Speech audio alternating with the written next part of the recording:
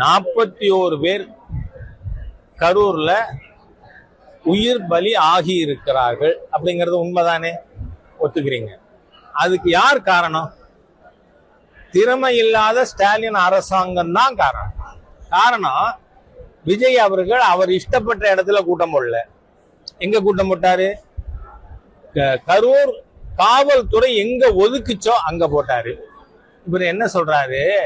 அவர் 7 மணி நேரம் லேட்டா வந்தார்னு சட்டமன்றத்துல முதல்வர் அவர்கள் பொய் சொல்லி இருக்கார். காரணம் என்ன?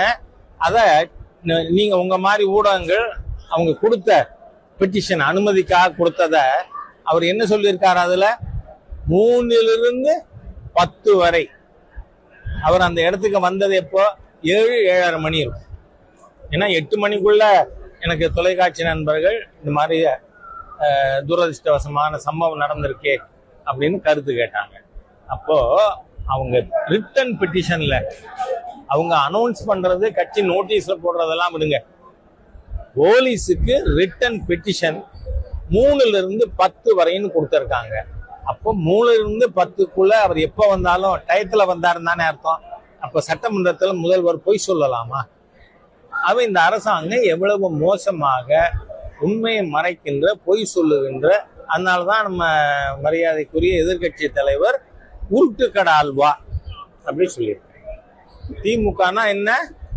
உருட்டு கடை அல்வா அப்படின்னு. அதனால கேவலமான அரசுங்க. இந்த உலகத்திலேயே இவ்வளவு கேவலமான ஆட்சி எந்த மாநிலத்தில் இல்லை. உடனடியாக விவசாயிகளோட நெல்லு மழையில நனைஞ்சு போனா ஈரப்பதம் 17 இருக்குமா? கூடத்தான் செய்யும்.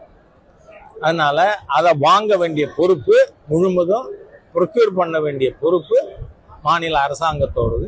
அது தவிர யாருக்கெல்லாம் பயிர் பாதிக்கப்பட்டிருக்கோ அவர்களுக்கு காம்பன்சேஷன் மாநில அரசு கொடுக்கும். நன்றி.